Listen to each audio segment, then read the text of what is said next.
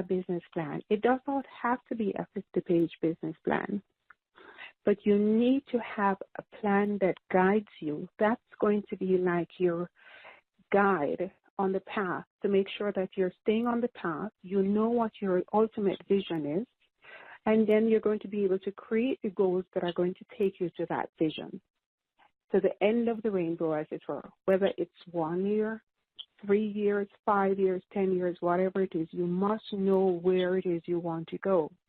And having that business plan, it doesn't matter if it's a 1-page or a 2-page, but something that's going to guide you. And even if you're not you don't have a complete business plan, but at least have a marketing plan. Who are your customers going to be? How are you going to find them? What is your message going to be? Because what I will emphasize the fact is that if you don't have customers, it doesn't matter how pretty your place is. If you're going to set up a brick and mortar place, or if you're working from home, it doesn't matter how many business cards you order and fancy stationery you order. If you don't have customers, you don't have a business. That is so true. The first thing and I just want to add to that, if I could interject because I'm smiling. You said it doesn't matter how many business cards you order. And Yvonne, it doesn't matter how many business cards we hand out if we don't have customers or clients. That's right. No, that's not at right. all. Not at all. And so let's pick up where we left off, Yvonne. We were saying, rounding it out by saying if we don't have our base, customers, clients, in some cases patients, we don't really have a business, do we? That's right. And that is why it's so important. This would be my final tip, is that you know who you're going to serve. You must know who you're going to serve so that your message can be directed to those persons. And it doesn't make sense planning a business, setting up a business where you think that certain people want something without finding out if they really need it. And the truth is that sometimes people will want things and you will ask and they say, oh, yes, but are they willing to pay for it? There again is a difference.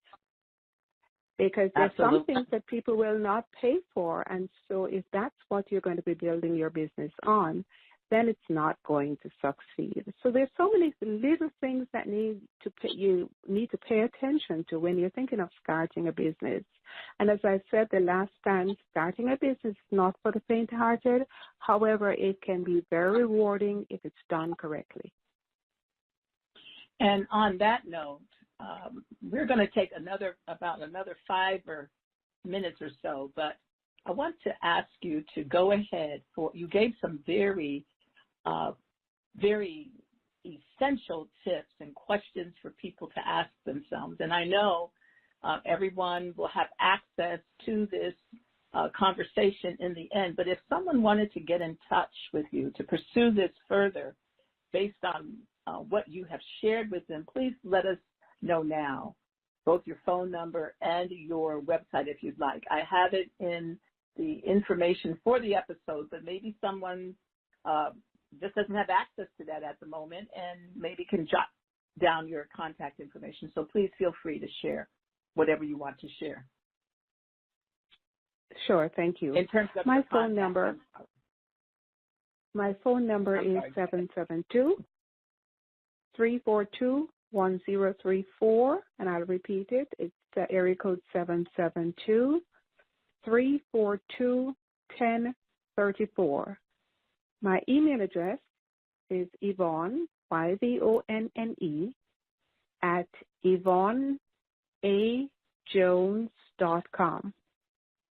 And my website is 50, andwisercoaching.com. And I have lots of information on my blog that I invite your listeners to take a look at, and please reach out to me, and I am happy to speak with you. If you have questions, if you're thinking about starting a business, or you have started a business, but you find that there are some things, you believe that there's something missing, let's have a conversation. There is absolutely no obligation, and I'm happy to do this with you. And I would just like to add to what Yvonne has said about that. And ladies, you know, we tend to be very conversational with each other, but for some reason I've noticed over the years that I've had my business that sometimes women seem to shy away from discussing issues or problems that they're having with their business. And here you have a huge source of not only information but willingness to speak into your lives and to share her experiences and help me with any issue that might be at hand. And so please take this opportunity. I know, Yvonne, you had said, and I know I might be going off on a tangent, but you had said at one point in today's episode that you noticed the women around you and how they were being treated. And it wasn't happening to you, but I think to some degree that you took the step that you did, not only because you didn't want it to happen to you, but because of the sisterhood element, it was happening to you, you know? Absolutely. Yes. Absolutely, because it angered me. It angered me even though it wasn't happening to me. I felt their pain. I felt their, you know, it angered me to see people being treated like that unnecessarily. And it also, I felt their pain. So it was as if I took it on, and that was why I had made that decision. Yes, at the back of my mind was like, when is it going to happen to me? But that was not what propelled me initially. It was just that I couldn't stand to see it. I hated seeing it. I hated going there anymore because of what I know was on a day-to-day basis. Yes. And we as women, if we stand shoulder to shoulder, I mean, that in and of itself makes us a winner. And if I see you and treat you as I want to be treated and as I deserve to be treated, that in itself is well, because, you know, a part of me is in you, a part of you is in me, and we can really just move mountains if we start to have more and more of this attitude. I know it's growing in some arenas, but in others it is not. And so, women, again, please don't let your age stop you. And suppose somebody is 30, would you talk to that person even though she is not 50 and wiser? Absolutely. I speak to anyone I speak with men. It's just that you have a target mark or you have a niche, and that's my niche, but it doesn't mean I exclude anyone, because people need advice too. And as older women, because that's what we are, quite bluntly, as older women, we have a lot of knowledge and experience that we can share with the younger people. And I encourage all women who are in our age group, the 50 and the wiser group, to share your knowledge and help to empower other women to bring them up to where you are so that they don't have to make the same mistakes that we made. Excellent. And so I think this is a good place to end. Next time, which would be May 16th, our topic will have to do with how to have more fun, focus, and profit.